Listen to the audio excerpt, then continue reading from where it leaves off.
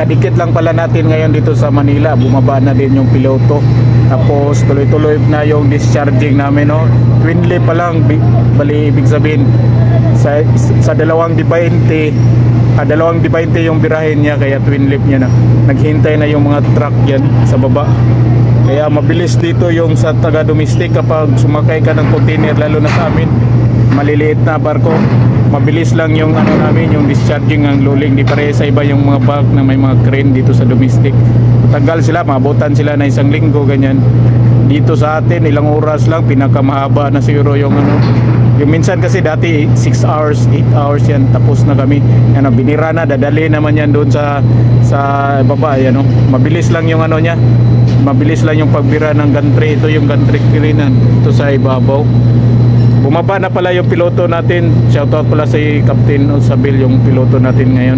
Tapos yung sa likod natin dito si kadidikit na ni MCC Gigantes. Shoutout pala sa taga MCC Gigantes ngayon. Umalis na pala yung tugboat nila, tapos piloto.